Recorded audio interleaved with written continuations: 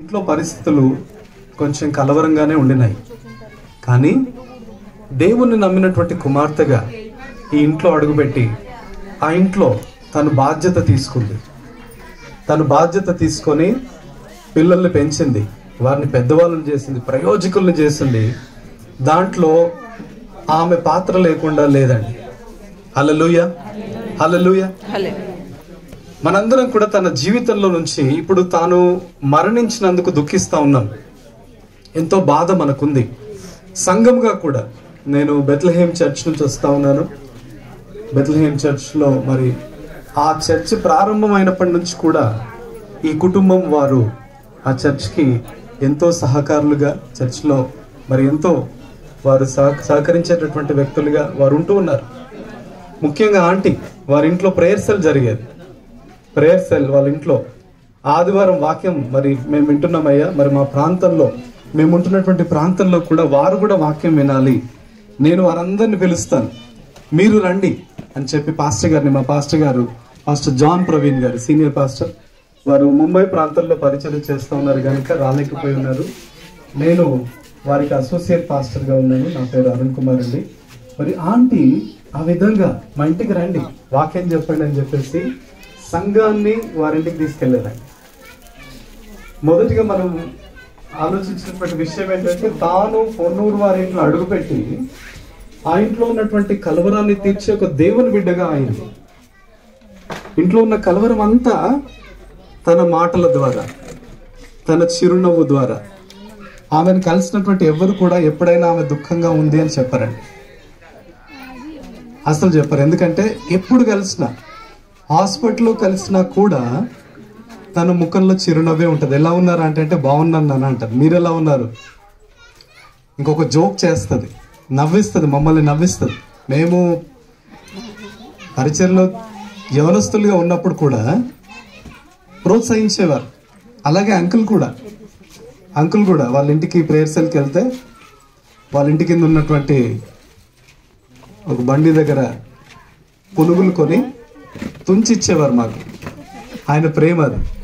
తర్వాత అంకుల్ కొంచెం అటు వెళ్ళిపోయిన తర్వాత ఆంటీ కొని పెట్టేది, బిస్కెట్ ప్యాకెట్లని, సమోసాలని, అవి కొని పెట్టి అంకుల్ కొంచెం కిందికి వెళ్ళాక మాకు ఇచ్చారు. అది వారి ప్రేమ. ప్రేమైనటువంటి వాళ్ళారా, ఈ తల్లి ఒక గృహంలో అడుగుపెట్టి, ఒక సంఘంలో అడుగుపెట్టి ఆ గృహానికి దీవెనకరంగా ఉంది. అంత మాత్రమే కాదు, ఆ యొక్క సంఘానికి, ఆ ప్రాంతానికి కూడా దీవెనకరంగా ఉంది అని చెప్పడానికి నేను ఎంతో సంతోషిస్తా ఉన్నాను. ప్రేమైనటువంటి దేవుని బిడ్డలారా, హల్లెలూయా. ఈ రోజు తాను మరణించినందుకు ఎంతో బాధ మనకుంది.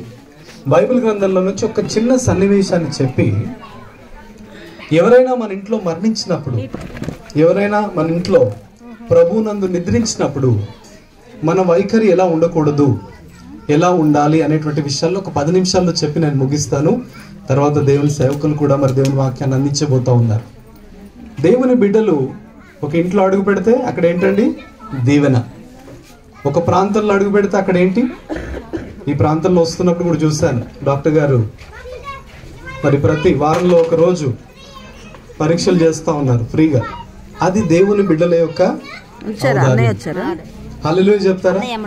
హల్లెలూయా. మరి బైబిల్ గ్రంథంలో ఒక సన్నివేశాన్ని మీకు జ్ఞాపకం చేస్తాను. ఆంటీ మరణించినందుకు మనందరం కూడా దుఃఖిస్తా ఉన్నాము.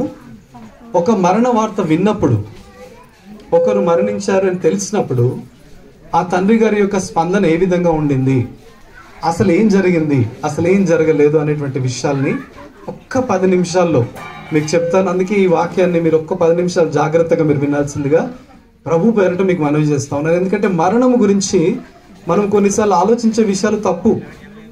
ఇందాక పుష్పక్క చదివారు కదా, దేవుని సేవకులు కీర్తనలు 90 మోషే రాసినటువంటి కీర్తనని చదివారు. ఆయన ఏమన్నారండి? ఆయుష్ ఎంత అన్నారు? 70 సంవత్సరాలు అధిక బలం ఉంటే ఎంత అన్నారు? 80 సంవత్సరాలు. ఆయన ఎంత బ్రతికారు మరి? ఆయన 120. 120. చాలా సార్లు మనం మరణం గురించి తప్పుడు ఆలోచనలు కలిగి ఉంటాం. మన మరణం గురించి మనం అనుకునే విషయాలు తప్పు. దేవుని బిడ్డలుగా మరణం గురించి ఒక సరి అయినటువంటి ఆలోచన మనం కలిగి ఉండాలి. ఆమేన్. మరణం గురించి బైబిల్ చెప్తున్నటువంటి మాట దాటిపోవుట, విశ్రాంతి, నిద్ర. చాలా స్పష్టంగా ఉంది. ఓకే, సరే, ఏ సన్నివేశం అంటే ఆదికాండము 37వ అధ్యాయానికి వద్దామండి. ఆదికాండము 37.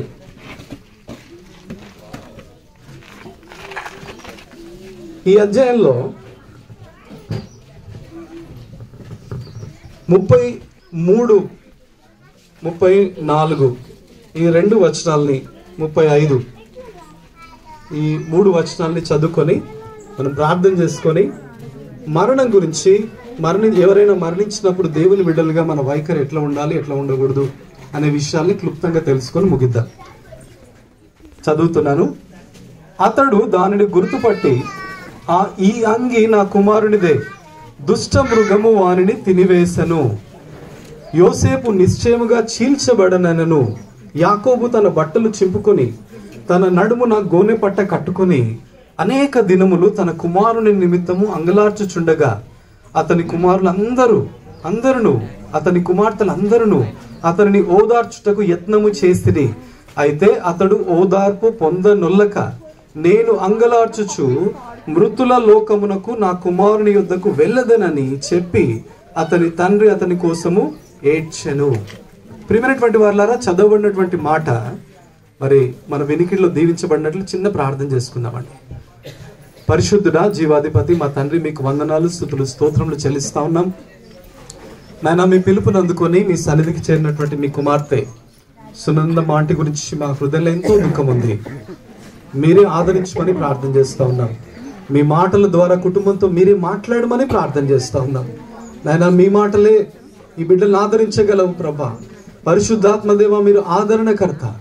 మీరే ఆదరించి నాయన మరి జరగబోతున్న ప్రతి కార్యక్రమంలో నడిపించి, విచిత్తానుసారంగా నడిపించి మహిమ ఘనత ప్రభావాలు పొందుకోమని నా ద్వారా నాతోనూ మాతోనూ మీరు మాట్లాడి మమ్మల్ని ఆదరించమని యేసయ్య నామంలో అడిగి పొందుకుంటున్నాము తండ్రి, ఆమేన్. ప్రియమైనటువంటి దేవుని బిడ్డలారా, చదవబడినటువంటి మాటలు యోసేపుని వారి యొక్క అన్నలు ఈర్ష్య చేత, అసూయ చేత కొట్టి బావిలో పడి, ఆ తర్వాత ఇష్మాయిలీలకు అమ్మివేసి యోసేపుని వెళ్ళిపోయిన తర్వాత యోసేపు యొక్క పై వస్త్రాన్ని తీసుకొని ఒక గొర్రెని చంపి ఆ యొక్క రక్తాన్ని దానికి పూసి వారి నాన్న దగ్గరికి తీసుకొచ్చి ఆ యొక్క ఈ వస్త్రము మరి ఎవరిదో అన్నట్టుగా ఇస్తున్నారు. ఇచ్చినప్పుడు ఆయన ఆ యొక్క వస్త్రాన్ని గుర్తుపట్టాడు, ఇది యోసేపుదే. ఎందుకంటే తన వృద్ధాప్యంలో పుట్టినటువంటి కుమారుడు, ఆయన ముసలితనంలో పుట్టినటువంటి కుమారుడు కాబట్టి, ఆయన ఎంతో ప్రేమించినటువంటి కుమారుడు కాబట్టి ప్రేమించి ఇచ్చినటువంటి యొక్క వస్త్రాన్ని ఆయన గుర్తుపట్టి, ఇది నా కుమారునిదే, అయ్యో ఏదో మృగము నా కుమారుని చీల్చివేసింది అనుకున్నాడు. అనుకొని ఎంతో దుఃఖిస్తున్నాడండి, ఎంతో బాధపడుతున్నాడు. అసలు ఎవరు ఆయన్ని ఓదార్చలేకపోయారు. ఆయన అనుకుంటున్నాడు, ఇంకా నా కుమారుడు చనిపోయాడు, నేను ఇట్లా ఏడుస్తూ విలపిస్తూ దుఃఖిస్తూనే ఆ చనిపోయినటువంటి కుమారుని దగ్గరికి నేను వెళ్తాను అని ఆయన అనుకున్నాడు. ఇప్పుడు మీకు ఒక ప్రశ్న, నిజంగా యోసేపు చనిపోయాడా అండి? చనిపోయాడా? చనిపోలేదు. ప్రియమైనటువంటి దేవుని బిడ్డలారా, ఈ తల్లి గురించి మనందరం కూడా దుఃఖిస్తున్నాం, మనందరం కూడా ఏడుస్తున్నాం. అయితే యేసుక్రీస్తు ప్రభువుని అంగీకరించి ఎవరైతే చనిపోతారో వారు నిద్రిస్తున్నారు అని వాక్యం చెప్తాం, వారు దీవించబడిన వారు అని వాక్యం చెప్తాం. ఈ తల్లి ఇప్పుడు చనిపోయారంటే మీరేం చెప్తారు? యోసేపు చనిపోయారా అంటే చనిపోలేదని మీరు చెప్తారు. ఈ తల్లి మరి చనిపోయిందా? చనిపోలేదు. ఆమేన్, హల్లెలూయా. దేవుణ్ణి నమ్మినటువంటి బిడ్డల వైఖరి అట్లా ఉండాలి. అవును, ఆయుష్ దేవుడు మనకిచ్చినటువంటి నిర్ణయ కాలము. హెబ్రీ 9:27 చూస్తే మనిషి ఒక మారు చనిపోవాలని నియమించబడి ఉన్నది అని ఉంది వాక్యంలో. ఒకసారి చనిపోవాలి. ఎన్నిసార్లు అండి? ఒక్కసారి చనిపోవాలి అని దేవుని వాక్యంలో ఉంది. అయితే మనిషి ఒకవేళ దేవుణ్ణి నమ్ముకోకుండా చనిపోతే 2 సార్లు చనిపోతాడు. అది దేవుని యొక్క నియామకము కాదు. జాగ్రత్తగా అర్థం చేసుకుందాం ప్రియమైనటువంటి వారులారా. తల్లి శరీరంలో చనిపోయింది, కానీ తన ఆత్మలో చనిపోలేదు. ఎందుకంటే తాను దేవుణ్ణి నమ్మింది, తాను దేవుణ్ణి నమ్ముకుంది కాబట్టి నిత్య విశ్రాంతిలోనికి ప్రవేశించింది. యేసుక్రీస్తు ప్రభు రాకడలో మనకంటే ముందుగా తల్లి ఎత్తబడుతుంది. ఆ తర్వాత మనము మహిమ శరీరాన్ని ధరించుకొని మనం వెళ్తాము, తనను గుర్తుపడతాం. మనం ఆ ఆదరణ వాక్యంలో మనకుంది. హల్లెలూయా. యోసేపు చనిపోలేదు. చనిపోనటువంటి యోసేపు కోసము యాకోబు ఎంతగానో విలపించాడండి, ఎంతగానో విలపించాడు. ఆ తర్వాత మనం 46వ అధ్యాయంలో తర్వాత చూస్తాం. ఆదికాండంలో యోసేపుని యాకోబు ఇశ్రాయేలుగా కలుసుకుంటాడు. ఆమేన్, హల్లెలూయా. యోసేపుని యాకోబు ఇశ్రాయేలుగా కలుసుకుంటాడు. మనం కూడా ఈ తల్లిని కలుసుకోబోతున్నామండి. ఎప్పుడు? యేసుక్రీస్తు ప్రభు వచ్చినప్పుడు. మన పోకడో ఆయన రాకడో. ఈరోజు ఈ తల్లి, రేపు ఎవరో మనకు తెలియదండి, ఎప్పుడు ఏం జరుగుతుందో మనకు తెలియదు. అందుకే దేవుడి జీవితాన్ని మనకు ఎందుకు ఇచ్చాడంటే ఆయన నమ్ముకోవడానికి, ఆయన తెలుసుకోవడానికి. నేను పాపిని, నాకు ఒక రక్షకుడు కావాలి, రక్షణ నాకు కావాలి, నేను యేసుక్రీస్తు ప్రభు కోసం జీవిస్తాను అనే నిర్ణయం తీసుకోవడం కోసం ఈ యొక్క జీవితం ఒక అవకాశంగా మనకి ఇవ్వబడ్డది. ఆమేన్, హల్లెలూయా. చివరిదిగా ఇంకొక వాక్యాన్ని నేను చదివి కొన్ని మాటలు వివరించి ముగిస్తాను. ప్రకటన గ్రంథము 14వ అధ్యాయం 13వ వచనం అండి. ప్రకటన 14:13.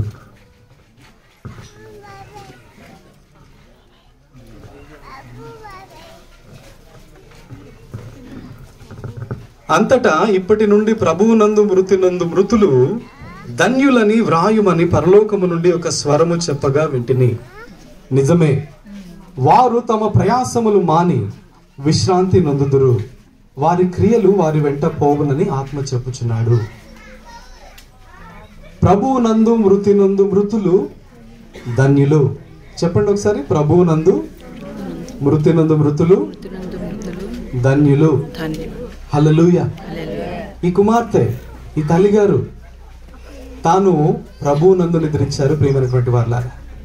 కాబట్టి తనకి దేవుడిస్తున్నటువంటి బిరుదు, దేవుని వాక్యము తనకిస్తున్నటువంటి ఒక బిరుదు ఏంటంటే ధన్యురాలు. ధన్యురాలు. ఆమె అన్యురాలు కాదు, దేవుణ్ణి నమ్మనటువంటి అన్యురాలు కాదు, ఆమె దేవుణ్ణి నమ్మినటువంటి ధన్యురాలు. హల్లెలూయా, హల్లెలూయా. ఈరోజు ఈ యొక్క మరణము మనకు ఒక ప్రశ్నగా ఉండాలి.